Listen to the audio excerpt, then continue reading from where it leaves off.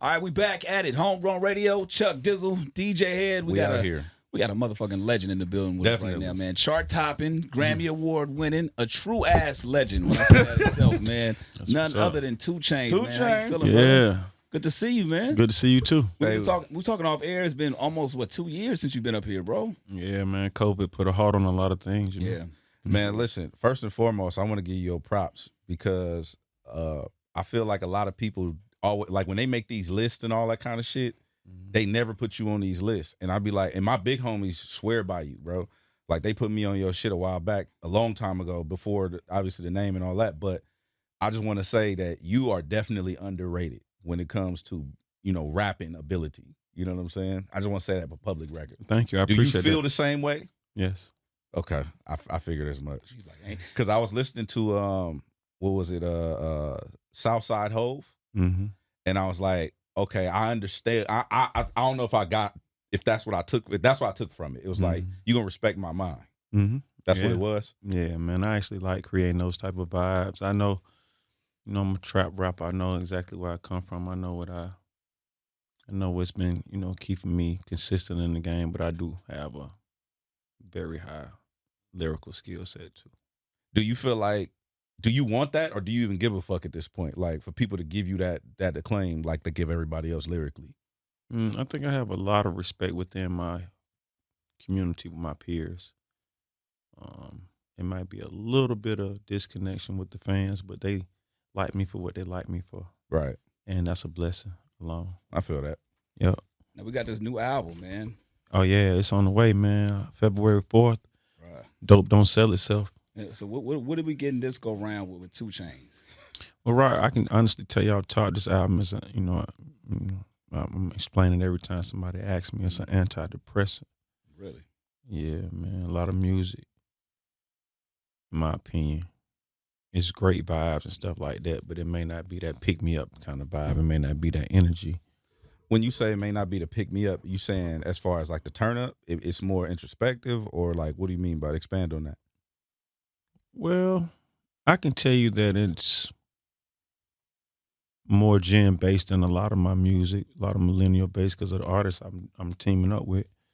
You know, I got Lil Baby, Moneybag, Roddy, Dirk, Sleepy Rose, you know, Sway Lee, Young Boy. I got a few people on here. So the people that I'm teaming up with, it has that it got some right now kind of energy. I just feel like it gets you home faster. It gets you, you know, you do an extra rep in the gym. It just got that kind of energy. It's what you play when the shower on and you getting ready to get dressed, you know what I'm saying, to go out for tonight. It's just it's that kind of energy. Now you mentioned the gym, and it's interesting because I know that you was on your health kick real tough, and then you also you still don't eat meat, and is that still a thing? Well, I eat pescatarian. I don't eat beef or pork, you know. Okay. You know, eat beef or pork, and I'm really not a chicken guy. So is that like a regiment thing going into like? Is that a consistent thing, or is that something you do to prepare for your runs and shit? No, I'm like that year round. Yeah, I've been like that for a very long time. I used to take pictures and, you know, post them online back when there was a thing to do. You know, expensive Versace plate with, you know, purple cabbage, black rice. Damn. Couscous. You know what I mean? Just my ex-girlfriend Jamaican. I know about the couscous. You know what I'm saying? Just showing them levels of vegetable intake. Yeah. Right. I got a garden and everything, man. I was cooking okra twice a week, you know, this summer and stuff. Not fried though. Nah, I don't fry it. I was sauteing it. Really? Mm-hmm. Hey, you finding a way to his heart right now because I'm a fat ass. I'm real fat. My okra be busting, man. I take my peppers out my garden and I have mint, and I use that with the olive oil and like I base it with that, and then I come in with the okra sauteed. And right before I take it out, the only thing that is not from my garden that I put in there is a little bit of like soy sauce just to add it. Everything else is straight from my garden. That True Organics. That's what it's called. True Organics, right? That's exactly what it's called. Yeah, I got it written on my garden, like it's a raised garden, so it has. Now I was watching a video. I don't know if who's that with you, but I don't know if she was doing a challenge, Joy. Mm-hmm. Man, I'm like, why did she decide to eat that pepper? Yeah, I got. Damn, what's the name of my? Yeah, I got. Hey man, those are like the second. They call. It start with an H. Habanero peppers. I got a. That shit is fire. I got different kind of peppers in my yard. Wait, so what was the bet? Because I caught it was like 2 or 3 minutes of her like going back. I think you had to eat all 3 of the habanero peppers within a certain amount of time and keep it down. You know what I'm saying? And I had a few people that I didn't post that did just as bad. And then like one guy like beat me, like the homie from New Orleans. He got it in his DNA to eat spicy stuff, you know. Wait, so you're able to do it? You able to eat? Oh no, I can't eat spicy stuff at all. My stomach, I got a baby tummy. I can't eat nothing. It'll flip me. What happened to have you tried it? Obviously you trial and error, but no, I can't. I've had back when I was drinking lean and I had to put a camera in my stomach, I had ulcers and I had acid reflux. I sleep with 2 pillows and everything elevated. And so I can't have like citrus, lemonade, orange juice, and I can't have like anything spicy. Damn. Yeah, my wife is the same way. She can't rock with none of that. And I mean, the thing is, it's like, I don't think it's as bad because she stops for a little bit and then she gets back into it and it elevates and gets messed up. And you kind of got to go back and forth. Once you have that feeling that I felt before, you don't ever want to do whatever it was that caused that feeling. You know what I'm saying? So I don't even want to try lemonade no more. Like I don't, I remember how lemonade made me feel. Orange juice, it's like I don't even. That's something that I can see tons of it and not pay. I don't eat oranges. I don't do none of that. Damn. And also, I know you said you love greens, you love beans, but you don't eat candy. Mm-hmm. Is that's correct? Yeah, I'm not a sweet. You don't not a sweet guy at all. Mm-hmm. Damn. See, you lost me. My daddy was a diabetic too. Got you. And when I was young, he tried to teach me how to inject him in his the insulin shots. Yeah, in his stomach. It's different now. I think you do hand or something like that. I have to tell my daughter that one of my daughters has a very sweet tooth. You like, look. I'm like, listen, man. This shit is real. Yeah, so my daddy needed sugar and certain stuff. Like would have snacks and stuff just to, so I don't. Now I want to ask you, as far as like when you creating a new body of work, like for the album, do you go in with a concept already, or do you create all of the music first and then figure out how to rap it? That's a real good question. I over-record for everything. I record every night. It's therapy. I record everything, and then once I come up with a concept, I start drawing from some of the things I recorded, and then I start painting a picture from there and building around it. Yeah, because your shit sounds, especially when I heard, I think it was Pretty Girls. I'm not sure which. I don't know. I don't want to paint it wrong, but I listened to an album and it's like it got layers to it, but it sounded cohesive at the same time. Like so, I always thought like it's a methodical approach to the way you do your albums. Everything is conceptual with me, man. I'm. That's another thing. I'm not just throwing things together. I have plenty of material, but I've had songs that I've, taken off that might sound like a hit or sound like something, but if it don't fit the umbrella, in my head it's an umbrella, and I have things that's under the umbrella that's cohesive to the project and to the visuals and to the merch and to the stage, design, everything. So what do you do with those songs that don't fit? Do you save them and tuck them for something else, or is it like feature projects for other artists? Sometimes they don't come out. Sometimes I save them. Sometimes tech reminds me that we got some hard songs, but I literally listen to a song that I did and be like, when did I do that? Wow. So you don't like it? Does the shit get old? No, I'll like it, but I've worked with a couple artists before, and some artists may work on the same song for a long period of time, and that's a great process. And I can do that too, but I can also do 3-4 songs a night. Right. Mm-hmm. And when in your process, do you have to hear some people like the lyrical rappers, they quote unquote, I've had conversations with, they like, I got bars for days, and then they just find a beat to match it, or do you always listen to the sonics before you write? So recently I've picked up an old habit. So I've tried to find something that excites me. So with Pretty Girls Like Trap Music, which is one of my probably better projects from my feedback and from the from the numbers. The whole project was done without me hearing the beat first. Get the fuck out of here. Yeah. And I so don't believe that. That's crazy. Okay. I'm sorry. No, I'm just saying the way it's glued, bro. But go ahead. I'm sorry. Go ahead. I don't want to cut you off. So this was 2017 or something like this. I started. You can ask any producer that I work with then do it. So I asked producers to text me 3 beats, and I made them pick 3 beats. And that was 3 to 5. So you pick 3 to 5 beats, and you send them to me. I said, you pick the beats. Don't send me something that you not sure about. Don't send me, I don't want to sit in the studio all night and play beats. I want you to pick the beat. You study the game. You know what BPM, you know what's going on. Right. If you are that producer, send me 3 beats. Right. I'm going to record every one of these beats. Wow. Okay? Mm-hmm. So what I would do is, instead of hearing the beat now and coming up with an idea by the time I get to the studio, to the booth or to the microphone, it may have faded. It might not feel the same. So I would go in the booth or go to the microphone, and my first time hearing the beat, I would say what comes to my mind, what makes me, what the feel is. Wow.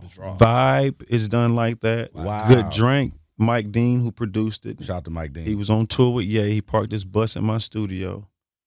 I never heard that beat. When I messed up on that at about 8 bars. But by that time, if I'm doing something that good, I know I'm gone. If I never heard them before and I'm sliding, I know, man, I'm going to fuck with this. Quavo came, the rest is history. Wow. Door swinging, man, every song on there. And I seem to be a little bit more melodical when I'm doing that because it seems like I'm trying to think of what I'm going to say next. So I might stretch out whatever the fuck it is. Right. I'm back doing that again. No, I didn't do it the last 2 projects, but now. On this project. Not on Dope Don't Sell Itself. I thought of these ideas before I went in there. But right now, like the last couple of weeks of me recording now, I ain't heard none of these beats. And do you since 2022 started, I ain't heard none of these beats, and I've been sliding. Wow. Really? Sliding. I'm talking about sliding, hooks going crazy, sliding. A real problem. Slide those shit up. I swear. I sent bro, I was like, bro, I forgot about this one. Mm-hmm. Bro, I forgot I did this one. Sliding. I'm talking about hearing it twice. That's hard. Load up another one. Go back in the booth. So does that give you like a sense of, like, is that a challenge for you now?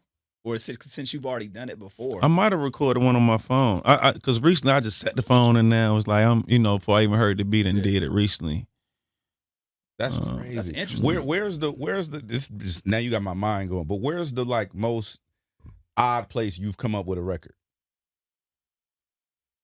Because you say you use your phone and you. No, I'm talking about I use my phone to record me never hearing a beat before and making a song. Oh, like a real reaction in real time. Got you. I thought you were playing the beats off the phone.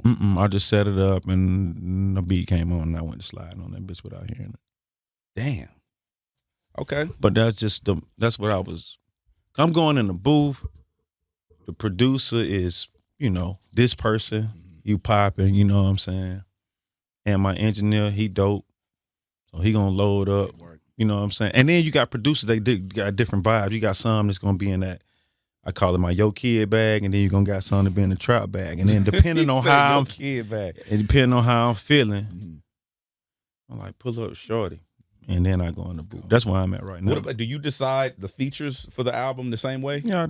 Yes. So it just what it feel like? Or it's not like. Yeah, I like to do something that, if you're talking about smoking weed, Snoop need to be on it. Exactly. Weed, they ain't the only thing they can do. Right. But when you're doing collaboration, to me, it's supposed to be seamless a little bit. It's supposed to, And that's what's going to be interesting on my project with me and the cast that's on here. Like, right. What this Me and Roddy record gonna sound like, you know what I'm saying? What this Me and Lil Baby record gonna sound like? What this Me and Moneybag, what this Me and Dirt record, what we talking about, Hold on one second. You mentioned Roddy on the album. Also, I know you just did one with Ty and then you know strangers to the West Coast is what I'm trying to say. I Like, love the West Coast. You listen, bro. I'm being totally honest with you. Out of people that's not from here, you for sure slide on our shit. Like our sound, quote unquote, because they like to put us in that, whatever. Like you are the guy when it comes to rapping on our shit. You know what I'm saying? I love it, man. Me and Mustard got a great rapport. Me and Hit Boy. When I'm Different dropped out here, I never had the chance to tell you this. What I'm telling you right now. When I'm Different dropped out here, that shit changed shit. Like it changed shit because it was like, oh, somebody from the South can jump on this and rock. So now everybody else, I don't know if you know that, but like after I'm Different came out, everybody else started going. Sound. Yeah. That's hard. But also is that something that you coming out here? Is that like, I know you love it out here. You love the artists. I love it out here. Do you? I love it out here. I do. I love it out here. I love the sound. I love the. I don't know, man. It's an atmosphere. The music, man, it just give you that breeze. It just give you that tall trees. It just give you that. I don't know. And I've seen both sides of California. I've seen, Beverly Hills, Calabasas, and then I've been, I've been to some of the other side of the 10 freeway. Right. It's still all beautiful, Is there a particular home? We like to talk about homegrown hot spots when you come to LA. While you frequent out here, there's some spots that you have to touch down on, food spots, whatever. You know what I'm saying? That you have to hit Shopping before you leave. Yeah, but it's gonna probably sound like I'm bougie though, Okay, hey, it's you. Yeah, man. I like my katanas and I like my Nobus. Okay. I wanted to ask you something about Trap Check. That song, like when I first listened to it, I freestyled out one too. Yeah. Okay. Because it don't sound, when you rap certain songs, it don't sound like it's written. It sounds like it's just. Yeah, I don't write no songs, period. But I never put it like this. I never heard the beat when I did that song, and then I added the stuff in the beginning with Jeezy and Tip and all of that. But yeah, that was one of the songs that came on. Church. It kind of had like a little mumble to it, but it was like whatever. But it was dope. When you added the G, from your perspective, because I've always asked people, because I'm not from Atlanta, but I want to know what the impact was when Jeezy dropped or when trap music came out from your perspective. Jeezy had the city messed up, man. He did. But I think everybody. That's one thing about Atlanta, man. Everybody's been blessed enough to touch that torch, man. Yeah. You know what I'm saying? We got that image of Muhammad Ali lighting the torch in the Olympics in Atlanta. And then he just passed it to like Tip, Jeezy, Future, Tony. Everybody, man. Everybody had a chance to do it and had impactful runs and support from each other. Really nobody holding their nuts on them, but a lot of like support. So still going, even with the younger up and coming, I think that's the secret to the success too of ATL, like the unity, whether it's in the forefront or behind the scenes. I feel like y'all kind of like ride. That unity is unmatched. Yeah, for sure. I think that holds a lot of other sections back musically. 10 years, man. 10 years based on a true story, bro. When you look back on it, this is celebrating that 10 year. When you look back now, like how do you look at yourself evolving as a man and as an artist from back then to now? Based on true story, 2 more kids, 13 more properties, 4 more businesses, a ball team, plenty more plaques. Going to my 7th album on the 4th. Ain't that bad. I like how you know that off top. Pretty damn good. Hell yeah, take inventory. And something else I wanted to ask you about the ATV. You still got the ATV? Yeah, man. It's not as fast as it was because I crashed it. And how'd you You talking about my tank or my one I crashed? I'm talking about the tank. I still got that's a tank. That's not an ATV. That's a real tank. That's $100 and some thousand. That ain't that boy like $125,000 or something. But yeah, I still got it. And I thought it was gonna snow for real in Atlanta, so I was feeling like, man, boy, He had ain't plans. nothing, man. But is that something like you could just buy that and have it? Like yeah, they call Sherps, man, and you don't have to like register it with the DMV and shit. well, it can't be on the street. I had mine on the street because I'm Tony. I can do that, but you ain't supposed to have it on the street. But it like literally goes over lakes. You can let the air out the tires. It goes over. I got 100 acres at the crib, so I be getting. And it's like a lawnmower for me. So if it's something like high, I just ride over everything, make a little pathway. And just Ridiculous, dog. Hey, man. I love that, though, man, because it just shows, like, the life, like, enjoying it to the fullest. You know what I'm Why saying? not, though? Why wouldn't I enjoy my life, though? No, Why would I'm just saying, like, yeah. like, really, like, if you alive and if you can and able to just see anything that's good and positive, man, we gotta enjoy that, man. Like somebody in my position, I wish I would complain. You know, God would get mad at me for complaining. Facts. I think that people, I think one thing that the pandemic did do for a lot of people is really make you appreciate, like, yo, you got to really appreciate life. And it's unfortunate it had to come to that. You know what I'm saying? But you're right. It should be an everyday thing that we're doing. Now, as far as $1 million worth of game, I saw the video, right? And I was noticing the scene where it was you and 4-2, and y'all had on the jerseys. You had on the Hawks, he had on the Pistons jersey. Yeah. And I noticed in the scene, I don't know if nobody else would notice some shit like this, but I watch videos for real. But you was sitting down the whole scene, and he was standing up, and I was like, I wonder if they did it on purpose because you so tall and he's so short. Well, I did it. I was in a group. with a shorter person and play a circle, so you would stagger. You know what I'm saying? The looks. Yeah, just so it wouldn't look, obviously just odd. So it wasn't like nobody trying to be funny or anything. It's just for aesthetic, aesthetic purposes. Yeah. I just peeped that because I had a chance to meet 4-2, and I was like, bro, I didn't know he was that short. So it was just like, I thought it would be dope to see. Now the record with Moneybagg Yo, Pop Music, right? It's out now. Yeah, you got the record with 4-2 Doug. It's out now as well. What's the art of these slaps that you got, bro? Because I feel like there's one person that's gonna keep coming with these hits, man. You're gonna keep coming with the hits. So what's the art of creating a hit record from your perspective? Working, me putting in me working, all the time. If I keep taking shots, something gonna go in. Right. So I'm not like going to the studio once or twice a week. I literally work every night. So I gotta give shots gonna go in. I don't mean to cut you off, but I gotta give you props for "Threat to Society." That's one of my favorite fucking songs. I've literally from here, I live in Carson, right? So from here it's like a 45-minute drive. Okay. On repeat the whole way from the station back home. Love. I love that. The problem with him though is when he likes some shit, he wear it the fuck out, bro. It's really ridiculous. Yeah, he gotta feel it. I fuck with you, but not like that. Not like that. I'm just being. I'm just saying, I'm telling you the truth, bro. I'm that guy. I'm gonna be honest with you, Chainz. You alright, nigga. Oh man. I'm just telling you the truth, bro. It's stupid. I'm saying that because I'm into giving people their flowers, man. When I rock with something, that's just one of them ones, man, that I fuck with. So I just wanted you to know that for sure, bro. Thank you, fam. Thank you. He said, "Not me though. I ain't gonna." Like, yeah, that was funny. No, also Legends of the Street tour. You dropping the album February, right? February 4th. February 4th is coming. The tour is kind of weird. Tours is weird because of the COVID and everything like that. People want to know though. I've been asked this actually twice, and it's not my fault. But is that something that you guys are gonna do again, like a part 2? What, Legend of the Street tour? Something like that. Well, is that right now? Right? Yeah, it's about to happen. Yeah. No. I'm talking about 2 Chainz.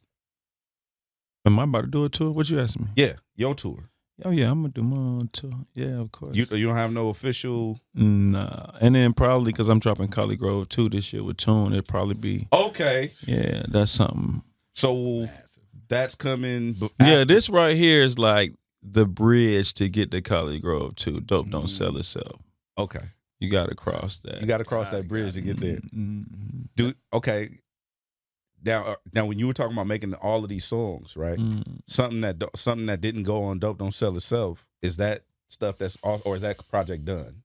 Dope Don't Sell Itself is definitely done. It's a 35-minute project. So, like I said, it's very detailed, it's very concise, and it's perfect for anybody with ADHD.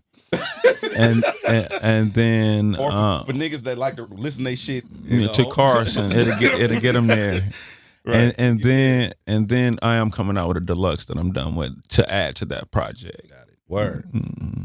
Now, there was talks of you wanting to possibly renegotiate your deal with Def Jam, things of that nature. Who said that? I saw a blog. Saw a blog that said something about. I'll blog know if I want it. These folk here. Hey, people be digging, bro. You got fans. I'm bringing it up only because I've been also seeing people selling back their catalog. Is that something that what would make an artist want to do that from your perspective? Probably the millions that they offer versus. I don't know. I don't know. I can't answer that. I can't. Well, is that something that you would be interested in? I can't even answer that right now. I don't even know the answer to that. I'm sure somebody. I don't know. Now you have a lot of fans all over the world. You know what I'm saying? You've traveled a lot. Is there some place that you've gone where you could because I've gone places where they didn't even know they don't know English, but they love hip hop. Yeah, all of us have experienced that. Though the internet has flattened. It's everything, flattened. everybody. But I'm gets, saying, has there been some place you've gone where it surprised you that they fuck with your shit? Like, no. Well, I would be surprised, but then again, they book me. I've never really been on vacation and just like been walking down the street. I call it paycation. Mm-hmm. So I'll get booked in Dubai, and then I'll be like, yo, cap my mama down, my wife, put my whole family. We all gone. We gonna stay week out. Yeah, everything. We kick that, so I go do my show, get paid, and stay. Got you. And that's my paycation. But I'm not just having time to go. And there's nothing wrong with decompressing. Maybe I do need that, but I ain't had time to just really go to no beach and enjoy lay your out. life, 2 Chainz. Come on, man. Really, this isn't really. People don't understand. Really, I really enjoy working every night. I would not know what to do if I didn't have nothing to do. Really. I would not know what to do. You probably buy tanks and shit and fuck up. That type of shit is that's what I do when I don't have anything. Wildlife. This don't make no sense. Y'all don't even know, man. I be in the back doing the most. I mean, I be in the back doing some of the most. If people had a hidden camera in my backyard, I'd be like, yo, dude is wigged out back there. I be having a lot of little obstacle courses and everything going on. Man, do you think that the duality of a person's past helps them musically? Because shout out to our cameraman PB. He said 2 Chainz is great because he been to jail and he been to school. I like it. I mean, it's nothing to brag about, but that's what came with it. But it's like it's a duality to it. Yeah. Do you think that's helped your music? Absolutely, man. I can see both sides of the coin. I understand. Man, I understand mistakes. I understand second chances. I understand learning, education. I understand relationships versus money. I understand through experience. Man, and I went to juvenile at 15. And although it was not a long time, just being in that, position. And then again, I think when I was like 17, and then just these couple of things makes me now as a full grown man not want to do 1 hour. And, when I first became like really 2 Chainz, 2013, 2014, I actually got arrested more times being a rapper than when I was trapping and doing everything else. I got locked up in the airport. I had a 4-finger ring in LaGuardia. They charged me with brass knuckles. Wow. Locked me up. I got caught in L.A. back when I was on the lean bag. They went in my bag, found lean, took me off the plane. I got locked up in Oklahoma for, they say, it was a hostage situation. I don't know what they tried, standoff. In Oklahoma, they told my tour bus. They told the tour bus while we was on it, disconnected the generator. Like early on, I just felt like it was, man, maybe I was a target or something. But our level was learning experiences and I went to college too. That ain't no secret. What I'm saying, I ain't drop out of school. Ain't nothing wrong with that. But I ain't drop out of school. I used to be so fresh And you know what I'm saying, the ladies was, loving my cologne. I had to go to school every day if I could. And I just was naturally smart. I never even made a C until I got to college. So Is that something you pushing your kids to? Like, you got to do the college thing? I ain't pushing it. I ain't pushing it. I ain't pushing it, y'all. I go to a very, very good private school in Atlanta, and we'll see where that takes them, Now, we do this thing called homegrown head scratcher. Okay, these are, you smart, so this is probably not going to be fair, but we have our listeners call, and they win tickets based on your answers, right? Okay. So it's like elementary school test questions, and no matter if you know or not, just guess, and they guess if you got it right or wrong. Okay. All right, so the first one, you ready? The first one is, which bird's eye is bigger than its whole brain? What bird's eye is bigger than its whole brain?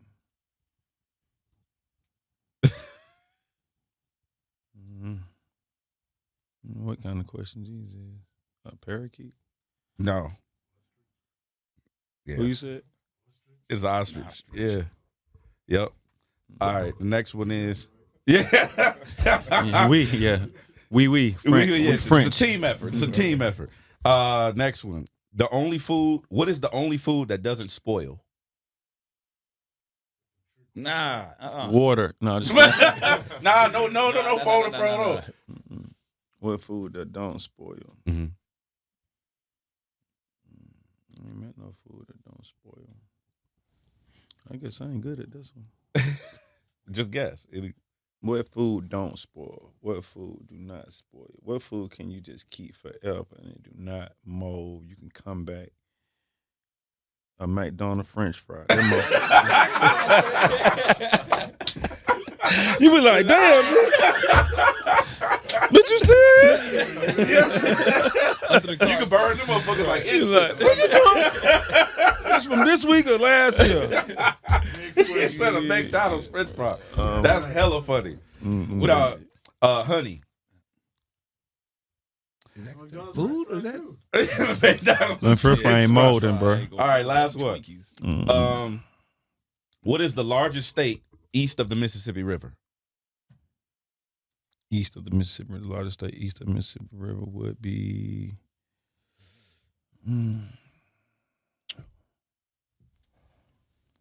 Would it be? Let me see. What's east of the Mississippi?